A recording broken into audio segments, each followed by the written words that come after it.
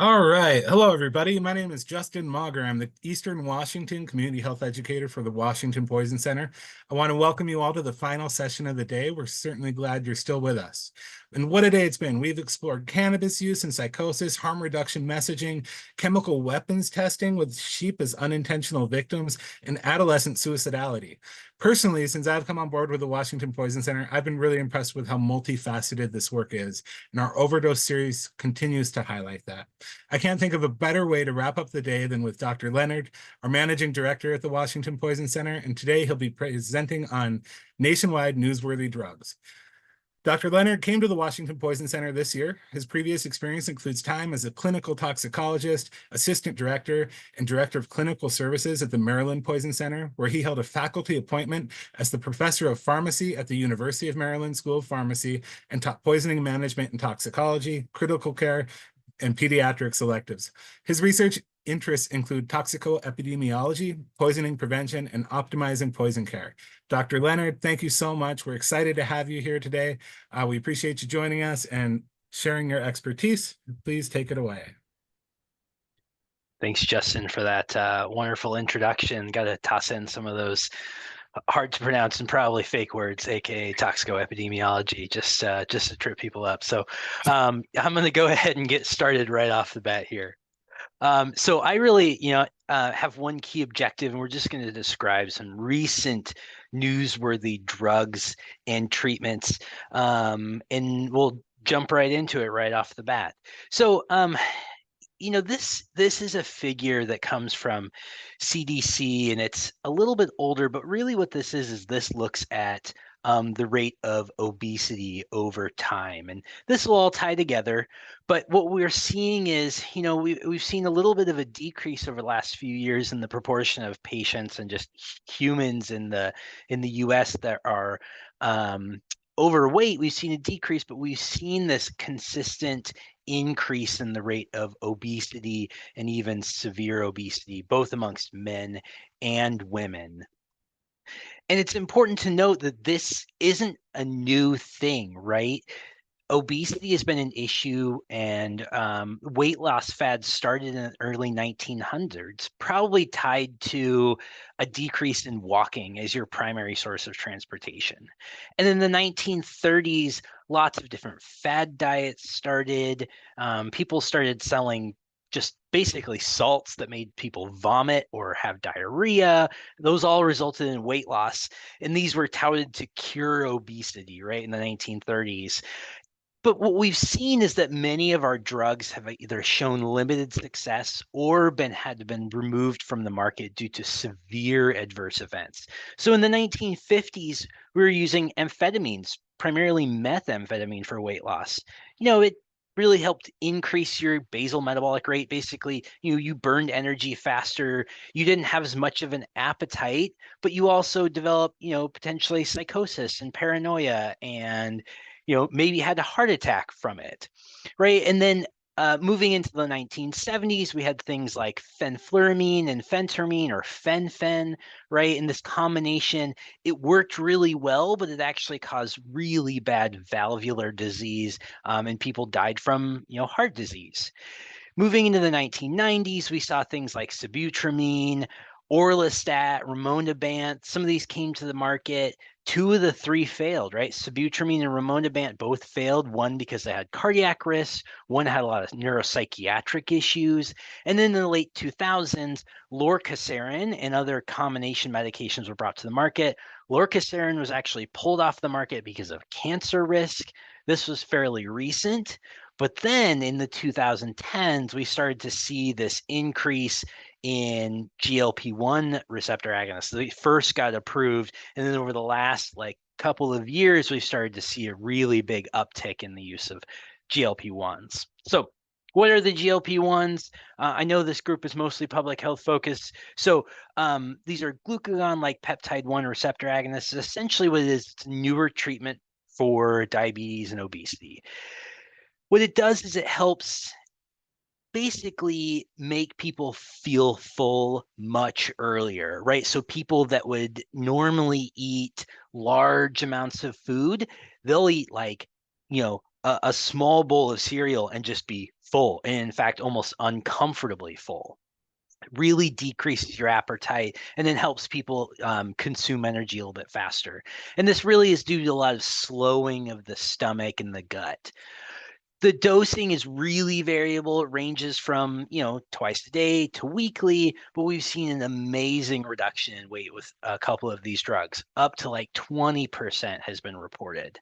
And they have a lot of adverse effects. Most of them are related to nausea and vomiting and, maybe some constipation related issues, but we don't see like severe effects, right? We have not there have been some reports of potentially like suicidality, that might be increased, and it's not really being seen in any controlled studies. And then we're seeing things like, oh, people will say like, oh, I have, Ozempic face, right? Well, yeah, if you rapidly lose weight, you rapidly lose 10, 15, 20% of your weight, you're going to have excess skin and it's going to look a little bit weird. And so some of that is there, but some of it goes away. There's a huge desire for these drugs, though, massive amounts of use. And here's the reason why. Semaglutide and tirzepatide are the two that are really the most widespread, most used. We saw numbers like 10, 12, up to 20% weight loss. And essentially, patients, for every like 2 patients that you treat, you're going to get one more person to lose 15 to 20% of their weight. That's a really significant reduction. And that's with both tirzepatide or semaglutide, right? So a lot of desire for this. And it really has good like population benefits, right? People, feel better after losing weight. People have lower risk of cardiovascular disease, lower risk of all kinds of diseases from this weight loss. So because of that, like these amazing outcomes and this amazing benefits, there's a huge demand, astronomical. And I mean, to the point of we started seeing shortages for many of these drugs, starting 2021, like as soon as it was really known that Ozempic, that's what I'm just going to call it, caused a lot of weight loss, it immediately went to shortage. Tirzepatide barely got on the market and went straight to shortage, right? These are widespread. And a lot of it is due to just news coverage, right? Everybody knows, oh, my friend got Ozempic or Wegovy or Zepbound or whatever, and they lost, 20% of weight. They look great. I want to do the exact same thing. And so there's been a huge drive and a huge amount of interest to it. So how has this been overcome? It's been primarily overcome via compounding of these medications. I'm going to talk a little bit about compounding. We'll kind of come back to this. So what is compounding? Compounding of drugs is, it's covered under the by the FDA, and basically it's when an approved drug doesn't meet the clinical needs of a patient. They're allergic to something, there's a weird formulation, the dose isn't quite right, or there's a shortage, right? And there are two primary areas of compounding. One that everybody knows about, right? They go to the local pharmacy that can do compounding because you say, I need, ibuprofen 175 milligrams, which nobody's ever going to ask for, but that's not available. Well, they will compound it. We'll make you that dose, right? It's a limited supply. Basically, a prescription says this person needs 30 tablets. It's regulated locally.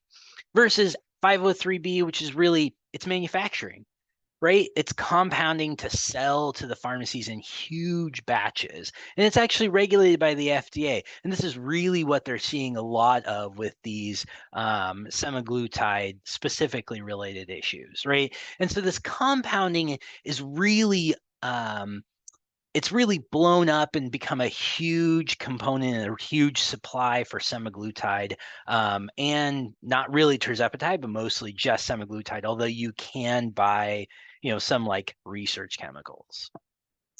And where are these advertised and where are they coming from, right? Well, this is just a weight loss program that you can go online. It's doctor prescribed. You can get, if there's no shortage, brand name semaglutide or tirzepatide, right? This is a program similar to something like Hims.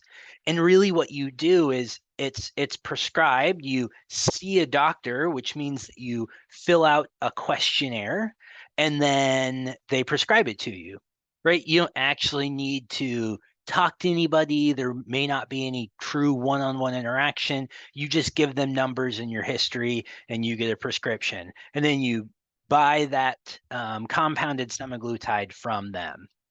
Another example here, it's $295 a month instead of $1,000 a month for the actual, Ozempic and Wegovy, right? You can just get semaglutide compounded. This includes your free provider consultation, right? You don't even have to, you don't have to pay for it. You just pay for the drug. You don't have to pay for the doctor.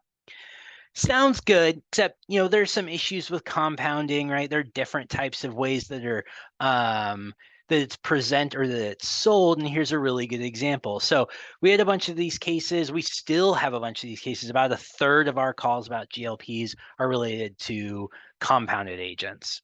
So this is not my errors. These are verbatim instructions on how to dose semaglutide from this compounded thing. So this is clearly a compounded product. In the image here, this came straight from a patient. They're supposed to inject sub-Q, which hopefully they understand that means under the skin, 0.05 milliliters weeky, not weekly, weeky, on week 1 to 4, right? And then go up and they titrate up their dose, which is awesome, except if you zoom in, you look really close at that picture is in units. So this insulin syringe isn't even in, like, they're not even giving you the correct units that you're supposed to be using. So it's, given as a milliliters and doses units. And so we're getting these 100-unit insulin needles. You can't give 5 units or 0.05 milliliters with that. So we saw lots and lots and lots of dosing errors that were common with these. And it's often tenfold dosing errors, right? Somebody didn't understand 0.05, right? So they gave themselves 0.5 milliliters and was very sick. I mean, people not able to eat for like 4 or 5 days. And this is not desirable. They're not trying to, reduce their weight, reduce their food intake that much. They're just really trying to decrease a little bit, right? And so we've had a lot of people with pretty significant effects and that were pretty sick.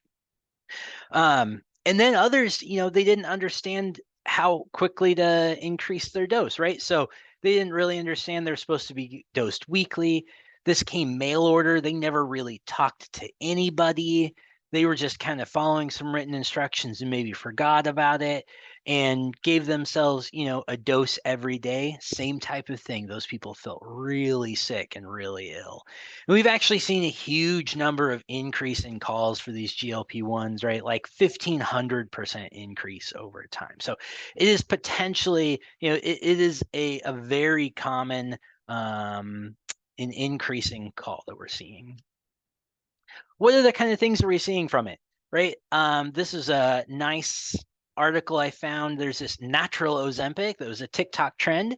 It's touted as rice Zempic, and it's a combination of uncooked rice, hot water, and lime juice, right? And this actually has a pretty significant risk of bacterial food poisoning, specifically Bacillus cereus, which won't necessarily kill you, but will make you wish that you were potentially dead, because it is going to cause horrible vomiting and diarrhea, right? People feel so terrible with it. And this is just, maybe it helps people lose weight because they basically don't eat breakfast, right? But then again, might make you very sick. Other things that we're seeing is counterfeit drugs, right? So the pens are being, potentially stolen or sold on the black market and being relabeled or filled with a different drug, right? So insulin is one that's been known to be included in some of them. So yes, somebody's still treating their diabetes, but if they don't have diabetes, they're at really high risk of hypoglycemia or low blood sugar. So that's not good, right? And these might cause really severe events if you don't know what it is, and then you don't even know what you're treating. So what are the potential public health implications here? Maybe some long-term savings. at a short-term cost. So these have gotten very popular, right? They're very expensive, but there might be long-term benefits. There are some risks from our compounded agents, beyond just what I said with the medication errors. There's also like an infection risk as well. And then as we like expand our number of patients getting these medications, there are some rare side effects that might scale, right? So there's a small risk of thyroid cancer. Well, if you apply that to more people are going to develop it potentially. All right. Moving through, I'm going to talk about a different newsworthy drug that you might have seen recently. So tianeptine, this is an antidepressant that was developed in the 1960s. It's actually FDA, or not FDA, it's actually approved in many European, Asian, and Latin American countries. It's not approved in the United States, although there was a trial that was published, or wasn't published, but was done in 2009. Don't really have any numbers or outcomes from it because it was never published. We are seeing an increase in poison center cases. And due to that, and because of some of the known issues, we've actually had some states that have decided to schedule tianeptine, so make it a controlled substance, similar to like, morphine or heroin or cocaine, fentanyl, what have you. Like I said, there's been an increase in the number of poison center cases over time. Up until about 2018, I think there were like 100 cases total. And then we've seen this uptick over the last few years, specifically a big bump up in 2023. So why is this potentially making the news? Well, tianeptine is known to have opioid activity, right? It's described as an antidepressant, but it seems to have more misuse potential because of this opioid activity. In a study in France, it was actually identified that patients were essentially doctor shopping, right? Going to different physicians to get them to write prescriptions for tianeptine. And it wasn't a controlled substance, but it was highly desired there.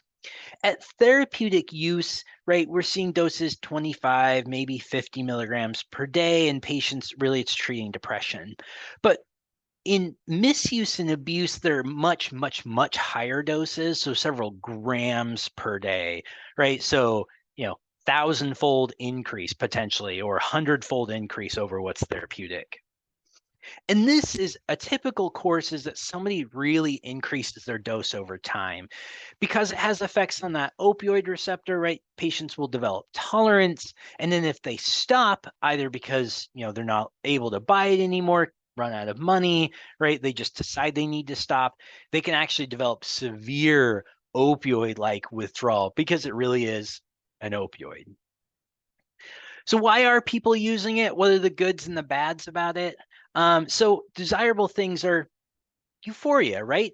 Some degree of contentedness. Some people are using it for pain. It works on an opioid receptor. It's going to help with pain. Aim to like kind of nod off and be tired, decrease your anxiety. And then what's often reported is people feel like their true self, right? They feel okay. What kind of undesirable effects are we seeing? Agitation, tachycardia, high blood pressure, confusion, lethargy almost to the point of comatose, right? And then opioid withdrawal. And the profile of what's been reported over the last few years has really changed. So a group of researchers essentially scrubbed Reddit from 2012 through 2020 and identified 210 posts with a total of like 1,400 codable themes and ideas from each post. And they grouped them into global themes as seen on the graph and evaluated trends over time. And really what they were looking at was, okay, is this cited as a positive effect, an adverse effect, or withdrawal, right? And early on, a lot of the posts were just reporting positive effects from tianeptine. But as we see over time, they've really converged to kind of be a split of positive, adverse, and withdrawal effects, with actually significant decrease in positive and an increase in our adverse effect number of posts over time. Beyond just tianeptine being more used and misused. It's not really an FDA approved drug. It's not an FDA approved drug. It's not FDA approved for anything, and it's not even really reviewed. It's not allowed to be a supplement. Um, and so because of that, similar to the compounding issue, this is a slightly different issue. It's basically just being imported and, mixed together by anybody who has the money to, and then to label it and send it out and sell it at grocery or corner stores, right, and head shops and whatnot. And so there was a small group out of New Jersey. This all happened like June to November of last year. There were 20 cases that were of severe poisoning reported to their poison center. Most of the patients reported using Neptune's fix, and they had pretty significant and were really sick. So 8 of them seized, one of them had a cardiac arrest, right? Others had weird heart rhythms, and about half of them had to be intubated or had to have a plastic tube in their throat so that they could breathe, right, in an intensive care unit. And when they went through and they actually tested the samples, six of them contained components from kava kava, which is another like herb or root that's used for helping people treating like self-treating anxiety type of thing. And then 2 of them actually contained synthetic cannabinoids like spice, K2, what have you, right? And these were just different products compared to that. So potentially a lot of issues with this contamination. You never know what you're getting, especially when you're not buying a drug that's FDA approved, right? What are the public health implications? There's a lot of problems with withdrawal management. I'm not going to go into it too extensively, but it's not just opioid, right? These people are also self-treating with an antidepressant. So they actually need to get keyed into care to get that component replaced, right? And they probably also need that treatment with the antidepressant. There are issues with contamination and misbranding, right? Like I just went through all of that. Contamination with synthetic cannabinoids, very, very sick patients. And there can be both a short-term and long-term withdrawal related issues that need to be dealt with. All right, moving right through. I think you guys talked already today about cannabis and potential psychosis related issues. I'm not going to talk too much about marijuana, but we're going to talk a little bit about marijuana analogs. These have kind of hit the market over the last few years, right? Delta 8, Delta 10, HHC, some of these different agents. These have been known about for a long time, like 50 years. But recently they started to hit the news and really hit the market. So classic Delta 9 THC, Delta 9 is where there's a double bond, right? You move that double bond around and you get these different agents, right? And these analogs, some of them are all naturally occurring, right, in plant in very, very, very low concentrations, but they can actually be synthesized quite readily. And the dose response may be pretty variable. So Delta 8 is sometimes referred to as weed light, but it still causes very similar effects when you increase the dose, right? Fear, anxiety, coordination issues, potentially hallucinations, drowsiness, fast heart rate. But the doses for, Delta 9 might be significantly different from 8, 10, HHCs, what have you. So there are very similar intoxicating effects between them. And but people try to dose match, right? So this is a package of gummy bears here. These are 100 milligrams of Delta 8 per piece in these Death by Gummy Bear packages, whereas normally you would have like 10 milligrams as the max dose for Delta 9. So 10 times more. It's not really that equipotent. And patients, when they have that much, if they get 100 milligrams, they're probably going to be very sick. Along with Delta 8, there's also some contamination with Delta 9 THC. I know in the state of Washington it's legal, but in other states it might not be legal, right? So you've got Delta 8 avoiding the law and Delta 9 where you actually can get in trouble with it. And use is actually more common in southern states compared with western states. A lot of this has to do with where cannabis is legal versus illegal, both from a medical and a recreational standpoint. So, is it legal, right? And kind of dancing around that discussion. So, it's kind of a weird state. So the 2018 Farm Bill legalized essentially hemp, right, which contains CBD. And they basically said products with less than 0.3% THC are considered to be legal under the Farm Bill. This really opened up the door for CBD, but there wasn't language around analogs of THC. And these analogs are naturally occurring, but present in trace amounts, right? So something like Delta 8 is about it's less than 0.1% in hemp. And some people have argued, oh, since it's derived from hemp, it should be legal. And oh, we extract it from the hemp and that's how we get it. Well, to be actually economical, you really need like 15 to 20% concentration to actually extract product out to make sense, right? So if Delta 8 was 15%, yeah, it's being extracted. Turns out it's actually very easy to convert Delta 8 or to CBD to Delta 8, right? It's a well-known chemical reaction. You don't have to go to the gray web. You can just go to Google and look it up, right? It's like an acid and then heat, and it'll convert the two over, right? So that's really how people are generating it. It's really conversion of this. And it's not just, oh, we're extracting it, so it makes it legal. It's actually specifically banned in Washington, so the Delta 8 products are, and part of that argument was there wasn't adequate language around it. And in other states, when they've discussed it, the biggest issues are there are fewer manufacturing controls, right? So you'd have to rewrite the law to include Delta 8 and your Delta 9, but there's a lot of manufacturing rules around production of things for Delta 9, right? Making sure that there are no extra chemicals involved or left in the end product, making sure that there's uniformity, that the labeling is correct, right? And that the law says what the maximum amount is. Well, more research needs to be done to know what the maximum amount is for something like Delta 8. When I was in Maryland, one group actually argued that regulation of Delta 8 would adversely affect small businesses because they didn't have the money to ensure they were producing product that was consistent in dosage and free from contamination. So lots of issues around it and some weird pushes. But if you want to go for patient safety, things like avoiding Delta 8 and avoiding these analogs that are very fringe and borderline legal is probably ideal.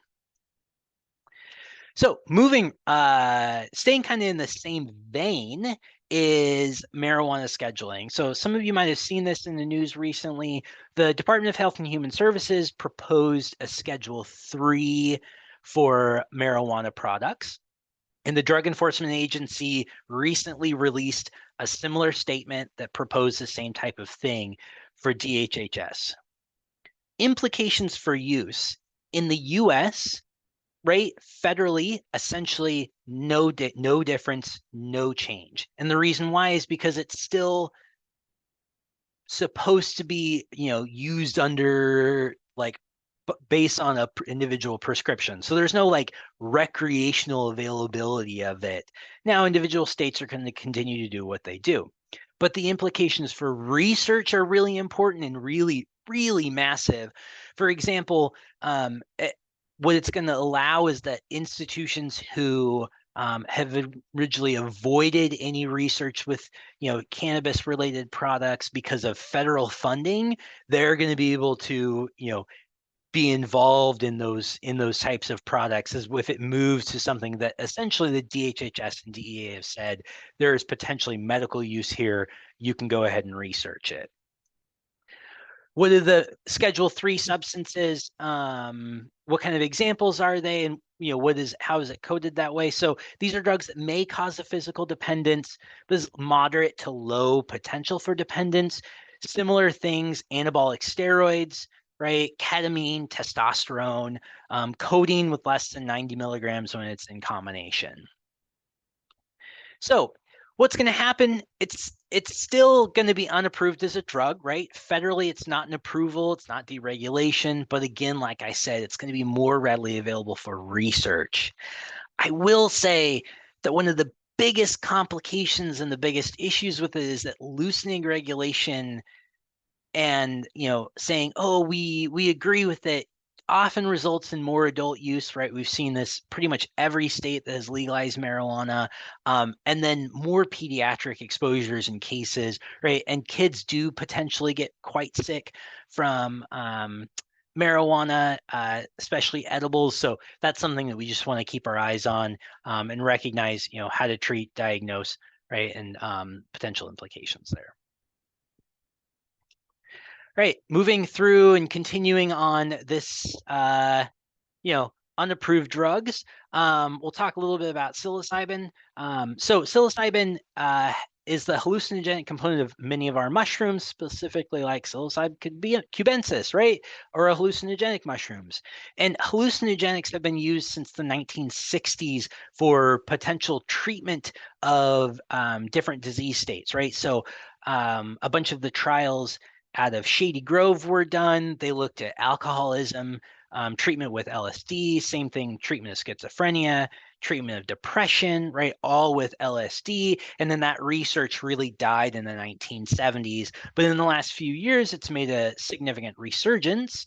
So these are two studies from the last 2 years that were published. One was in JAMA, one's in the New England Journal of Medicine. So massive, really important journals that basically looked at the use of psilocybin for treatment of resistant depression.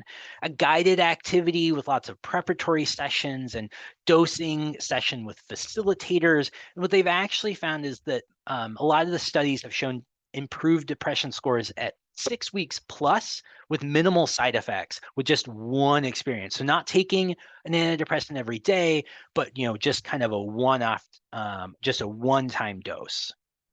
Now, they kind of think that this helps reset some of the brain, but these were controlled trials with a fixed and a known dose of psilocybin, and they either had a physician or a PhD psychologist that facilitated this event, right? This isn't just somebody using mushrooms with their friends, right? And an unknown amount, and their friend, is discussing the meaning of life and the earth, right? That's not what this was. This is a very important guided experience.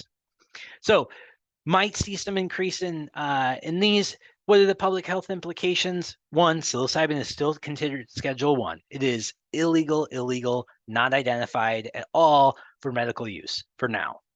We may see an uptick in use, right? So it might be that people think, oh, I can go, to some sort of provider that will just give me mushrooms, right? The FDA thinks that the psilocybin product is going to work, but maybe it's too expensive, right? So especially if it's approved by the FDA as a treatment, we might see. But there are really going to be a lot of efforts needed to ensure appropriate use and really a big collaborative to develop good frameworks. Of note, the FDA recently rejected MDMA for treatment of PTSD, so another hallucinogenic agent for treatment of PTSD for a multitude of reasons. Part of what they wanted was more research, but there are a lot of other things that we won't go into. So along the same vein, this is something that even more recently hit the market and is been in the news is mushroom edibles. And specifically, we'll talk about one brand. So starting somewhere in 2022, we started to see this marketing of mushroom edibles, right? And initially it was psilocybin, in limited regions. So for example, District of Columbia you could buy psilocybin, right? Select cities, you could buy psilocybin containing products, right? So people will buy them, bring them somewhere else, what have you. And then as people said, okay, well, psilocybin is not legal in a lot of places, but Amanita muscaria or fly agaric, which has muscimol, right? It's the hallucinogenic mushroom that like Mario takes to grow big, and Babar's father took, and that's why he ended up dying, and lots of different things around the fly agaric contains muscimol, and this actually causes more of a sedation effect, right? Maybe some hallucination, drowsiness, and euphoria, right? And that's what kind of people have been using more recently. That's what it's morphed into for these mushroom edible products.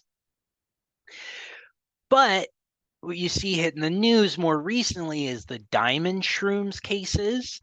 So we started to see some index cases and some buzz amongst the poison centers in late April, maybe early May 2024. And these patients actually had severe illness. So seizures, coma, serotonin syndrome, right? And they required intensive care unit treatment for, a day, maybe two, just after taking this drug.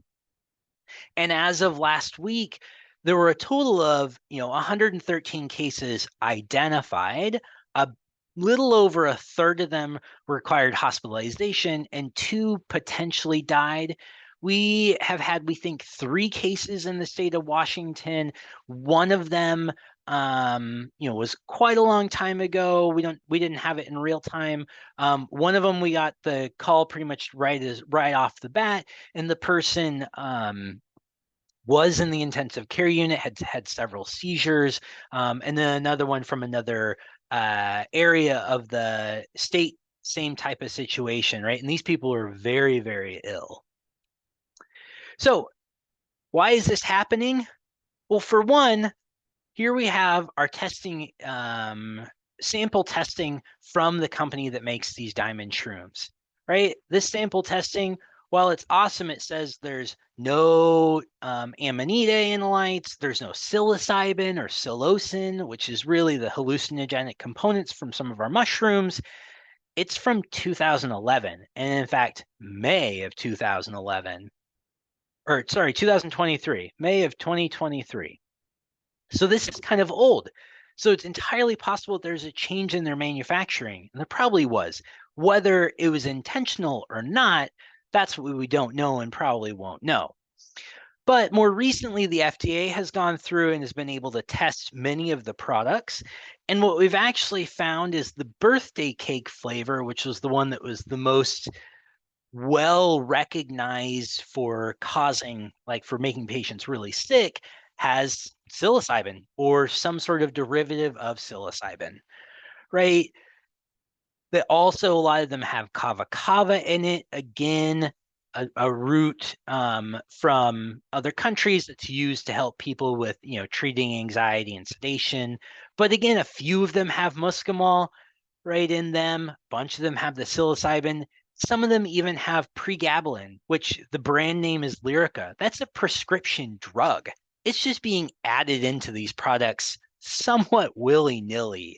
And additionally, others have had this 4-acetoxyous NN dimethyltryptamine, cheapers, or a derivative of DMT, which is a very powerful hallucinogenic drug. So basically, what's on the label doesn't mean anything, right? And even what's posted on their website doesn't mean anything for testing. And in fact, the company has kind of like hidden a lot of their links for testing. A lot of them were broken, and I had to go really hunting to find even the one that I did. So why is this happening? Part of the issue is that the FDA, while they do have regulation over these food products, and you're really supposed to say, oh, we're adding this new, ingredient into food to be brought in if it's, to be added, they don't have to pre-market approval of food products. It's not like a drug where you say, hey, here's our pregabalin. We want to make sure that it works in people. Oh, it works. Cool. Now look at all of our manufacturing processes. Good. You agree that all of those work? Great. Here we go. We're bringing it to the market. Here, it's more like if something goes bad, that's really when the FDA gets involved. It's actually been a massive coordinated effort as well, trying to figure out, who bought the stuff online, who went to some sort of corner store, who went to, a head shop, what have you. And I think, basically the company has reached out to all of their to all the people they sold it to and said, hey, take it off the shelf. And I think I heard at one point that when the Department of Health went to one of the company or one of the stores, it was all dumped into the clearance bin. It wasn't taken off the shelf and thrown away. It was in the clearance bin. So weird kind of things happening. What are the public health implications? It's a small but widespread epidemic, right? Lots and lots of states, but it's also not the first contamination or misbranding related issue, right? I already talked about tianeptine, right? I didn't talk about it, but in 2018, there was an outbreak of CBD product that actually had a synthetic cannabinoid in it, right? There was the whole E-Valley thing that I feel like kind of got forgotten after COVID, right? But E-Valley was basically people vaping cannabis products that had vitamin E acetate in it, caused a lot of lung issues, right? And it's just because somebody puts a random chemical into their drug without testing it. All right, last topic. So, opioid overdoses. Should all be aware we are experiencing an opioid overdose epidemic, right? Fentanyl really is the key driver for a lot of this. What do people do when they're seeing somebody with an opioid overdose? How do you manage it? Well, first off, you make sure that they're not responsive, sternal rub, right? Call 911, clear the mouth, get their on their back, get their chin lifted, make sure that they can breathe, right? And then give an opioid antagonist. The most common one out there is naloxone, right? It's either intramuscular, IV, intranasal, and then help them breathe. And really, getting 911 there to help them is really important. So I bring this up because there's a newer agent that's more recently approved. It's called nalmefene. It's an old drug, but it's more recently approved for intranasal, and then I think just really recently for auto-injector. And it's actually been reported as a fentanyl fighter. That's what was described as by the company. And when you look at the two main options for our intranasal antagonists, we have nalmefene and naloxone, right? Both have lots and lots of experience, lots of data. They respond really quickly once you give a dose. So 2.5, maybe 5 minutes before somebody, comes to, right? The duration is really long for nalmefene, 11 hours versus 2 hours for naloxone. Nalmefene, as of right now, is prescription only. So there are some standing orders. Naloxone, it's over the counter or it's potentially prescription. And nalmefene is approved only for 12 years and older, and there's no age limit on naloxone. So this, like I said, the manufacturer and others have been really touting nalmefene as a fentanyl fighter. This is because the discussion of, naloxone is a short duration of action, and people that use fentanyl might actually get, they might essentially go back to being overdosed after the naloxone has worn off, and these patients might need another dose. Great. Well, the nalmefene is really interesting with this 11-hour duration, and this really long duration, which is interesting because if you have a patient that you actually put into withdrawal, right, and increase their cravings, they actually might just get up and leave and then go use more, right? That's the biggest issue, is you can't just prevent somebody from using more. So there are a lot of potential implications with that, right? I've seen many patients in the emergency department get a dose of naloxone, right, and then just say, all right, I'm leaving because I'm miserable. Well, maybe you convince them to stay for 2 to 3 hours. They kind of go back to, being sleepy, right? Versus the nalmefene, they leave, they need to go use a bunch more just to help overcome that. Then the nalmefene wears off and they're gone, right? And they're not in the hospital. So while yes, it does last longer, there are a lot of potential issues with it. So what are the potential public health implications with that? One, it is a potential new tool, but it's unclear what the endpoints and the outcomes are. And I didn't really mention this, but there might be affordability issues, right? Insurance has to cover it well. And if not, you know, probably just going to be getting naloxone. I see naloxone as probably being, most of the time what's being prescribed and what's being dispensed as of now.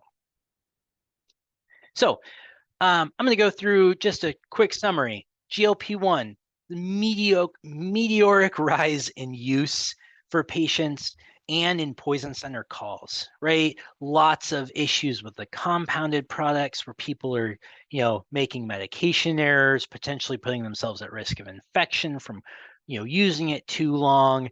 Lots of issues there. Tianeptine, we're seeing calls on the rise, and long-term treatment is probably necessary for both the opioid side of it and the antidepressant side. And getting people keyed into care is really important. Marijuana analogs, they're avoiding our purity and our consistency regulations, right? The state of Washington and many of the states that have approved or legalized marijuana, they do that under the idea that you're going to regularly test your manufacturing processes. You're going to test your product for purity and make sure you have the right dose. These deltas, the delta 8, the analogs are really just skirting those regulations. Marijuana may be rescheduled. There are some really significant research implications that could be really important going forward. Psilocybin is still in therapeutic trials. Look forward to next few years potentially seeing this as a really good treatment for depression. We'll kind of see what the FDA does with it. Our mushroom gummies and edibles, this change to we put whatever chemical we want in it has really sickened a lot of a small number of patients, but this doesn't really capture everything, right? Our surveillance doesn't capture everything. So it is sickening some and it's completely avoidable, right? Maintaining a pure drug is probably more important, right? And then the last, I already touched on this, nalmefene. It's a new opioid reversal agent, potentially has some issues specifically with duration of action and cost-related things. And with that, I'm going to take a look at any of the questions that we have here, and I'm totally open to any other questions that you guys have.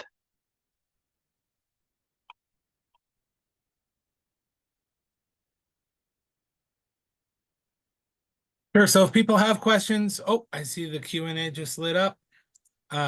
So from Paul Cole, do you support the use of nalmefene because of the drawbacks when naloxone is effective the vast majority of the time? It seems like an unnecessary drug trying to capitalize on fentanyl fear.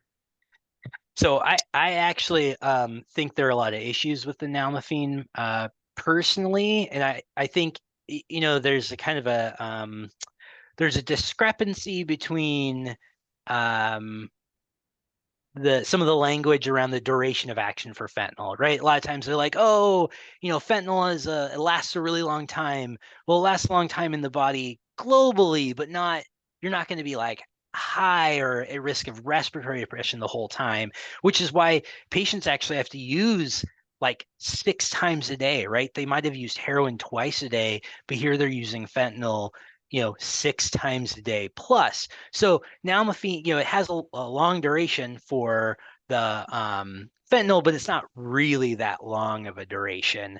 So I think the nalmefene really it's interesting, but I think it's going to put people at risk of basically going back out and reusing, right? And dying, personally.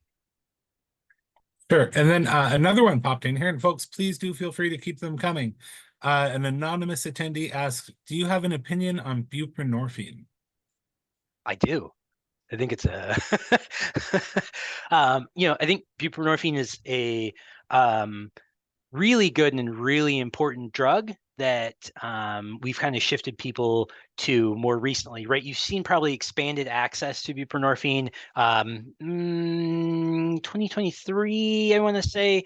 Yeah, like April 2023, the law changed that said, hey, we don't need the data or X waiver that was in place to prescribe buprenorphine for treatment of opioid use disorder, which really expanded access. And it's important because, people have got craving issues, right? And dependence, and the buprenorphine helps like maintain that and lets people, you know, go to work, and you're replacing it. As somebody said in a meeting yesterday, if you had a diabetic patient, you wouldn't withhold insulin, right? Same type of thing. You're not going to withhold treatment from a patient just because of because it's an opioid that's being there to help somebody treats a medication for opioid use disorder, right? Very important drug that's you know expanding availability. Now, don't get me wrong. Have we seen people make mistakes before? Yes, right? Somebody that doesn't know how to prescribe it gives it to somebody, puts them into withdrawal, right? And then they kind of treat through it and they're able to come out of it. But, long-term treatment with it, definitely a good agent. Super. We had one from one of my educator colleagues. For Ozempic and similar drugs, do we see a dependence or tolerance and withdrawal if folks stop using? Or if not withdrawal, do we see long-term effects on metabolism after stopping use? Oh boy. There are a lot of different questions within there. So, dependence and withdrawal, not as far as we're aware any specific like psychological related dependence and withdrawal on them, but we definitely see weight gain after people stop, right? And it's something like 80% of patients regain a lot of that weight after they have stopped using it. It does seem to have some impacts on like reward center within the brain. For example, like the National Institutes of Drug Abuse are actually testing semaglutide or Ozempic to see if it can help patients who have alcohol use disorder, right, to decrease their cravings. And I have talked to some people who, you know, are using, semaglutide or were using tirzepatide for weight loss and said, do you have less desire to drink? And one of them said, no, I've been asked that by a lot of people and I have none. No change. And another one said, yeah, I really like, maybe I'll want to have a glass of wine when normally I would have had two or three. So there's some brain chemistry components, but I don't know about other like overt, withdrawal or dependence. But then again, the weight, most of these people are regaining that weight. Sure. Thank you. And then we have one more, unless somebody pops into the Q&A, which you're still welcome to do. But you presented on a lot of different topics today, and I really appreciated the scope. I think all of everything you presented on was absolutely like something I've seen headlines on. So this was perfect. But with all the information that you presented, what's something you hope people take away from this? Is there like an action item you want them to have moving forward? What's the impact you're hoping to have on the participants today, the audience? So part of it is that knowing that, headlines drive engagement and especially with new drugs and new trends and new things, right? So recognizing, and also that a lot of your news snippets are going to just tell you just the benefits, right? Oh, we're seeing this massive weight loss with, Ozempic and Wegovy. Oh, and then, hidden down here is this one that says 1,500% increase in poison center calls, or, you know, the massive weight loss is followed 3 months later by lots of medication errors and counterfeit drugs. And oh, there's a woman who died in the UK because she was using two different GLPs, right? And so a lot of those like adverse effects are often really hidden. And again, people are driving some of the other popular message with just the goodness, the good things, right? But there's always another side to the story. And so kind of recognizing what's going on all around it, especially with the popular media. Yeah, that is an important lesson to learn. Thank you so much. We really appreciate you sharing your expertise with us, Dr. Leonard. And what a great way to wrap up the day. I think next up we have my colleague Alex Saratsky, who's going to give some closing remarks. But thank you again, and everyone, I hope you have a great day. Thanks, Perfect. Justin. Thank you, Justin. And thank you, Dr. Leonard. I just on a personal note, Dr. Leonard, that was such a fascinating talk. I like that kind of round table kind of going through the multiple topics there. That was great. All right, folks, I won't hold you hostage too long. You're probably very tired of us saying this, but please fill out the survey. We have shared that link in the chat box again, specifically if you want that certificate of attendance. Reminder too, please register for the other 2 days in August. We're doing the overdose series. That's August 21st and 28th. We'll get that registration link posted in the chat box once again as well. Reminder that today's recordings, as well as last week's recordings, we're going to get those posted as soon as we can. They'll be available on our website. I want to personally thank all of our speakers and all of our attendees. Now, I've been with the Washington Poison Center specifically for 5 years now. This is the 5th annual overdose awareness series we have run. And every year I'm very moved, not just by the content from our speakers, which I think is always fantastic, but also by the stories and the shared experiences of our attendees, whether it's in the comments or the chat boxes, in the survey responses, in the lunch breakout rooms. A lot of folks are so willing to share their own vulnerability, their own experience. And I think that's super powerful. And I think a lot of the times when we're talking about overdose, there can be such understandable emotional weight to this topic. And I think it can be very easy for folks who are kind of doing this frontline work to feel isolated, to feel alone. And something that I feel a lot of during this series is this connectivity. A lot of folks wanting to help each other and willing to help each other. And so I just want to echo a lot of that sentiment, that whether it's reaching out to the Poison Center for a substance question or a poison related question, or reaching out to any of the other wonderful resources that have been shared throughout these sessions, or to each other, I just encourage folks to reach out. No one is truly alone in this work. Now, as a reminder, because it's all, anything Poison Center related, we got to get the poison helpline out and known. That is 800-222-1222. We'll go ahead and plot that in the chat box as well. Now, Megan, Justin, am I forgetting any final notes before we go ahead and wrap up our second day of this overdose series? I think you're great. Thank you. Perfect. I think you're great too, Justin. All right, everyone. Thank you all so much for attending. And Megan, I saw you unmuted. Go ahead. Nope, you're good. All right, perfect. You're good too. All right, take care, everybody, and we hope to see you all next week. Bye now.